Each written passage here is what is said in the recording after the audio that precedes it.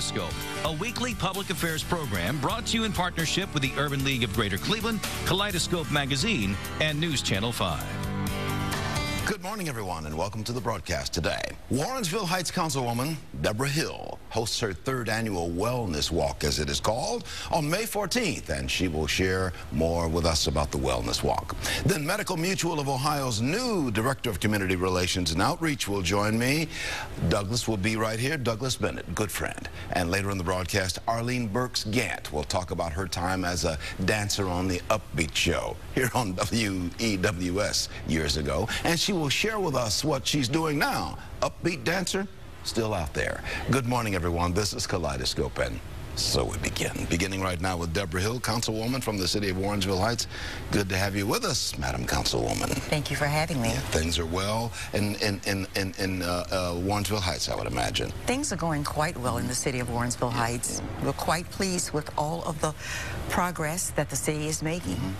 Well, right now we're going to talk a little bit about the Wellness Walk that you've been hosting. Now, you've done this before. What is the Wellness Walk that's scheduled for May 14th, Saturday? Well, Leon, on Saturday, May 14th, this happens to be my third annual Wellness Walk in the city of Warrensville Heights. And the purpose of having this walk is to really draw attention to the issues of obesity, the issues of hypertension, and the issues of diabetes in the African American community. And certainly it is an instances of all of these kinds of things what you've been talking about. That is correct. And we are very concerned about our young people who are the next generation of people who will be living in Warrensville Heights. And we are concerned that we want them to be healthy and that we want them to be well. And this is a message to help to empower families, young people, and senior citizens on their path to wellness. I see on your information that you gave us, the city of Warrensville Heights is co-sponsoring along with you, along with South Point Hospital. Tell me about South Point Hospital's involvement. It's located right there in Warrensville Heights. Yes, and we are so proud to have a partner as South Point Hospital. South Point has been very, very helpful as it relates to this wellness walk because they know the importance of making people wealthy and well in the community. So they have assisted me as I have planned it, the first wellness walk. And one of the things that we really want to share with the community happens to deal with the benefits of walking. And some of those benefits happen to be that walking is accessible and it's free. How long is the walk going to be now? The walk is a 2.8-mile wellness walk. The walk itself starts promptly at 8 o'clock a.m. that morning, and we will have completed that walk about 9:30 a.m. in the morning. I've got a little placard here. Maybe we can get a shot of this. You got looks like a family walking right there. Kind of an idea. This is what it's all about, to get the family out, get everybody out walking. Yes. What do you want people to, if I can use the phrase, walk away with once they go through this walk with you? I want people to walk away with the notion that we are empowered and that we have a place and to do with our own personal health.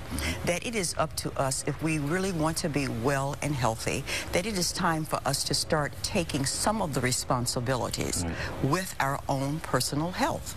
And walking, like I said, it is accessible, it is free, it also helps to lose weight, it burns calories, it also helps with sleeping patterns, it also helps to lower the heart rate and to burn calories. So walking is very essential, and these are some of the times of the year that we see people out walking. And it's springtime, and we ought to get out and enjoy a little bit of nature. Absolutely. This is going to be Saturday, May the 14th. Now, I see on your information, starts at 7 o'clock in the morning. The registration, entertainment, and light refreshments. And the walk itself begins at 8 o'clock on Saturday, May 14th. Where do people meet to begin the walk? People will meet in the high school cafeteria at the Warrensville Heights High School, located on Northfield Road. And at 7 o'clock in the morning, we will begin to pass out T-shirts. South Point Hospital has T-shirts for everyone who has registered for this walk. How do you register? Well, you register register by calling a number that we hopefully have on the screen. There is a phone number, and also we have a website. So for those who would like to call, they can also call that number, and those who would like to go on the web, you can, go on the web and register. And the website is South Point Hospital, and that is point with an E on the end, southpointhospital.org, or you can go to the event line, which is 491-6425, in the 216 area code. You see the number at the bottom of the screen. Why do you continue to do this? This is year number 3 for you, right? Yes. Well, as a leader, I think that it is very important for leadership to take a strong, active role in leading a community. And health is a strong initiative that I feel that leaders should really be concerned about today. And as a leader, I am concerned about the health initiative. I am concerned about the health of our people, because a healthy community is a vital community. A healthy community is a very engaging community. So as a leader, I want to do everything that I possibly can to make our community strong, healthy, and vibrant. I've got about 30 seconds remaining. As one of the members of the city council out there in Warrensville Heights, you've got some other things happening now. A couple of new buildings are going up in Warrensville Heights. Yes. I've got about 30 seconds. What are those buildings? Well, I am so proud to let you know that we are building a brand new state-of-the-art YMCA and also a state-of-the-art library that is being built on Northfield Road, and we will be having our groundbreaking very, very soon. So we are very excited in Warrensville Heights about those 2 new buildings. And once again, this is sponsored by Councilwoman Deborah Hill, the city of Warrensville Heights and South Point Hospital. Saturday, May the 14th, the walk begins at the Warrensville Heights High School, and that is located at 4270 Northfield Road in Warrensville Heights. Warrensville Heights, one of our premier suburbs on the southeast side of Cuyahoga County. Thank you very much. Good to have you on the broadcast. Thank you, Leon. Madam Councilwoman Deborah Hill. And good luck to you at City Hall. Good luck to you and the council. All right, we're going to take a break. This is Kaleidoscope. Up next, we will hear from Doug Bennett of Medical Mutual of Ohio. I'm Leon Bibb. Back shortly.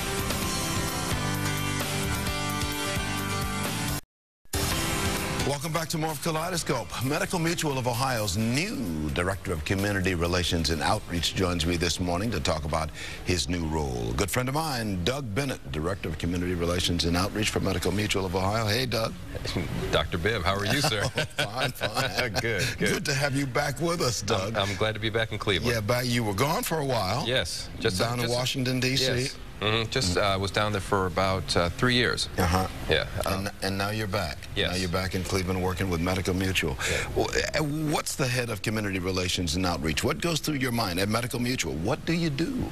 Well, my primary responsibility really is to be, I guess, the face of the company out in the community, but also to support a lot of the organizations and around the city of Cleveland and actually around the footprint of Medical Mutual. So the state of Ohio, Columbus, Toledo. And there's a lot to do. Oh, absolutely. What kind of projects are you involved in? To be honest, Medical Mutual does a lot in the community. In 2010, we supported over 500 different nonprofit organizations around Medical Mutual footprint. But two of the major projects that Medical Mutual is involved with is our senior awards, which we do throughout the state of Ohio, as well as the Pillar Awards. And with the senior awards, we recognize seniors who give back to the community. So we actually have those award ceremonies in different parts of the state, as well as the Pillar Awards, where we recognize some of the corporations that have done outstanding things throughout the state of Ohio. Looking at your resume, I see you worked with First Lady Michelle Obama while you were down in Washington, D.C. Yes. What were you doing with the First Lady? It was such a wonderful experience, and what a bright lady she is. The organization I was running in D.C. Called Leadership 18, it was a membership association of large health and human service nonprofit CEOs, or the national CEOs. And I don't know if you're familiar, but she was working on this military initiative where they were trying to support military families, and a lot of my members also had programs that help support military families. So we were working with her to try to make sure that our organizations were in sync with what she was trying to do for military families throughout our country. Now you bring some of that expertise. Oh, absolutely. Back to Cleveland. Absolutely. Now that you're back in this city, absolutely, where you grew up. Yes. You're back here with Medical Mutual. How do you hope to engage the community to jump on with some of the projects that Medical Mutual of Ohio is doing? Well, you know, I don't think it's going to be that challenging. The people of Northeast Ohio, as you can imagine, are, one, very giving. And Medical Mutual is also a very giving organization as well. We've done a lot for the community.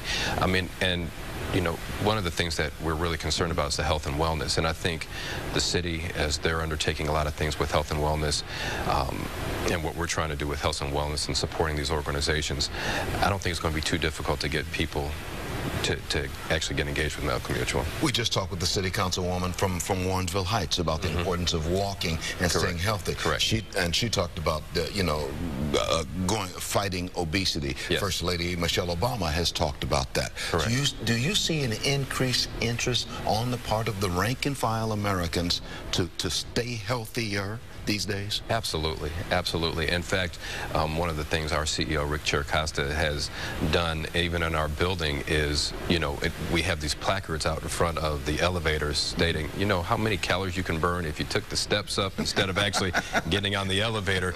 So I think a lot of people are really starting to get engaged by this. As you know, Medical Mutual also doesn't hire smokers now. We look for people who are living that healthy lifestyle. So we're really trying to, especially as an insurer, trying to get the people that we support and insure to take on that healthy lifestyle. Are we going to see more and more companies saying, we don't want to hire you if you are a smoker? Are we going to see more of that? I think so. I think one of the challenges for most people who do insure their employees is they want people that they know are going to be healthy, so their insurance costs don't continue to get driven up. So I think, you know, depending upon the employer, you're going to see that a little bit more frequently.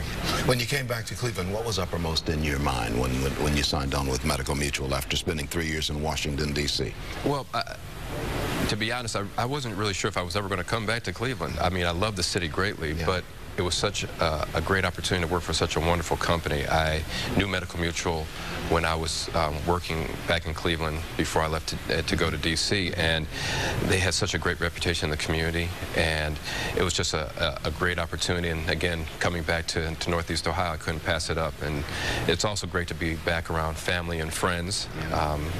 And it's different than D.C., but it's a much warmer environment. I was with a group of people that we all know just last night, and everybody was saying, you know, Doug Bennett's back in town, and it was a good thing. Well, I think so. It was a good thing. Yes. And you were applauded because of what certainly what you've done over the years.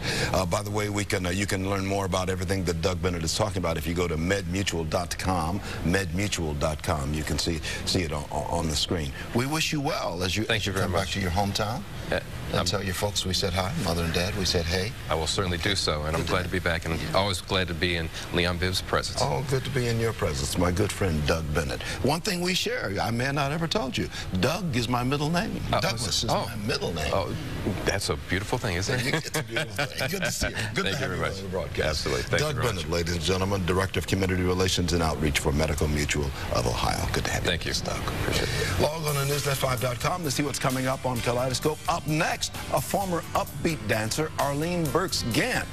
She'll dance across the stage. Well, maybe dance. Back in a moment. Welcome back to more of Kaleidoscope. Former upbeat dancer Arlene Burks-Gant is here this morning to talk about her time on the show Upbeat and about her current career with Dakota P Productions. Good to see you, Arlene. Nice seeing you. Yeah, how was it? When were you an upbeat dancer? Upbeat is one of the rock and roll shows, historical rock and roll shows that emanated from these studios, Channel 5, and was syndicated all over the country. Yeah, when were you an upbeat dancer? Through the 60s into 71. Yeah. That was a lot of fun, I'll bet. It was. Met a lot of rock and roll stars who came into the studios, right? We met them, but that was it. You weren't allowed to see them past that door. Yeah, that was it. Those were the rules. Yeah. And good rules, too. Very good rules. Very good rules. Well, good to have you back. We'll talk a little bit about that in just a bit. I want to go back to that. But you've got something called Dakota P Productions. Yes. What is Dakota P Productions? It is a film production company. We've been in business since '95. We brought the first HD film to the Cannes Film Festival by doing films with Sony. And now we're thinking of coming here to totally produce our theater and our film pieces. Yes. What is there something specific you got in mind? A production you have in mind? Yes. Right now we're doing, of course, Jenny Lagan, but we're going to move on. We're doing one about music in the 60s and 70s. We're doing one about the political leaders in the 60s and straight through. Okay. Tell me, you mentioned Jenny Lagan. Who's Jenny Lagan? She is the first African-American woman to ever sign a major motion picture contract. With the working on the West Coast. Yes, she did. She started with Count Basie at the age of 13. Went on the road with the Whitman sisters, got to Hollywood. They picked her up, and she signed in 1935. There's a picture of her right now. Right here, we got a picture. That's Bojangles. Yeah, with Bill Bojangles Robinson. Yes. Who was a great tap dancer and did movies. Yes. When Hollywood was just opening up to blacks back in the 1930s and sort of in the 1940s.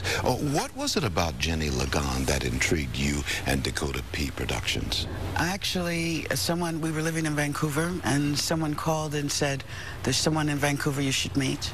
And we met her, did not realize who she was, happened to look on her walls, and that's how we really got to know her, and realized that many things that we thought in history, the history of black Hollywood, was wrong.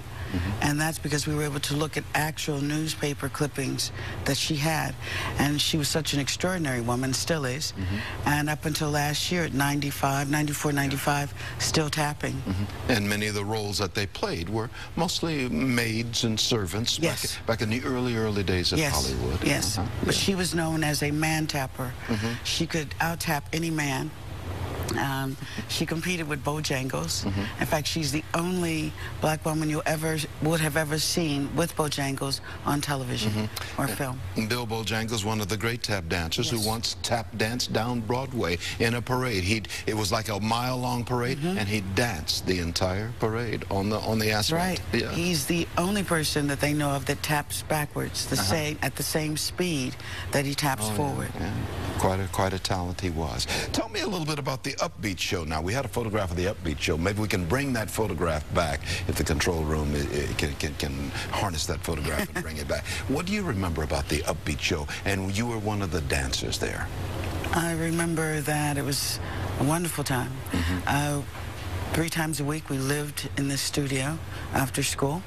We were very protected and very harnessed to make sure they kept what they called good kids.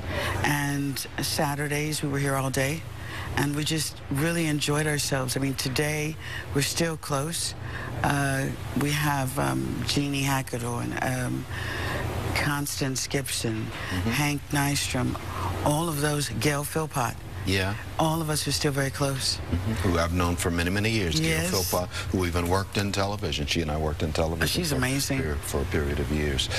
But Dakota P Productions is where you're putting your dancing shoes right now. I mean, that's where Yes. And let me give a little information. You can get more information on everything we're talking about by calling 440-247-2737, as you see on the screen, or going to DakotaPProductions.com. Yes. What's the big one you're really looking downrange at right now? We're looking at a 3-year project, Jenny Lagan to go feature, on which on May 8th they announced in Los Angeles that we're doing a benefit. She's getting her star on the Walk of Fame. So we're looking at that going into a full-fledged feature and musical, and taking projects such as music of the 60s and 70s into theater and then film. Yeah. All of those will move. And that's why we want to bring it here, because we want to take the talent in front of the screen and behind the screen on stage from Cleveland and work with them and build it here. Another Cleveland production. Yes. This is becoming somewhat of a little film center. Oh, yes. Here in Cleveland. Oh, it really is, and we've had people talk to us.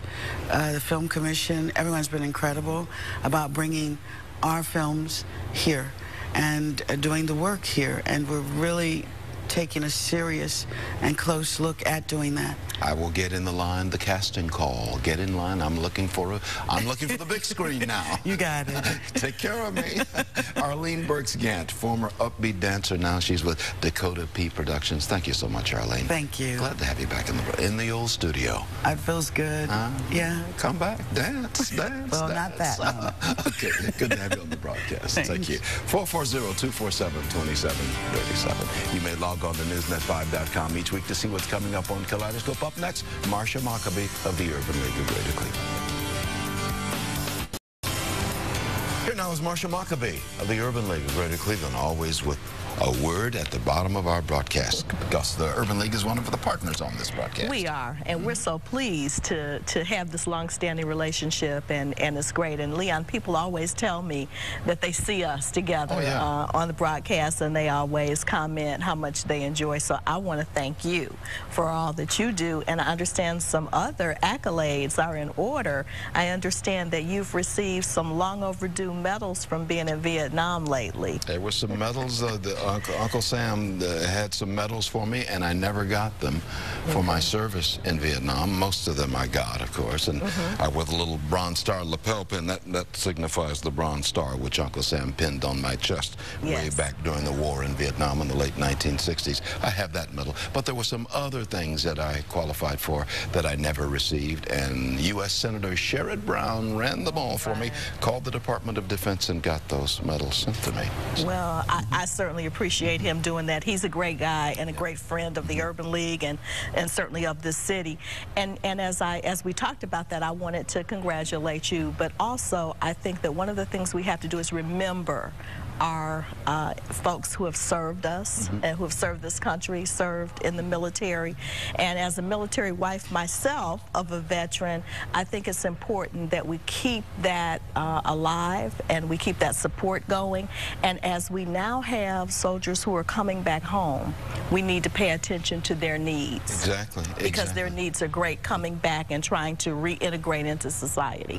And getting back to those old troopers who may have not received their medals, or their medals were lost or destroyed in a fire or something since they've been home, Uncle Sam will replace those medals. If you go through, you go to Senator Brown's office, brown.senate.gov, and our U.S. Senator will run the ball for him. That's good. That's good for our audience to know. Thank you, Marsha. You're welcome. Marsha Maccabee. Thank you. I appreciate you being on the broadcast. I appreciate you too.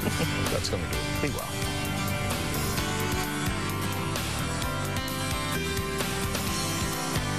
Kaleidoscope, a weekly public affairs program brought to you in partnership with the Urban League of Greater Cleveland, Kaleidoscope Magazine, and News Channel 5.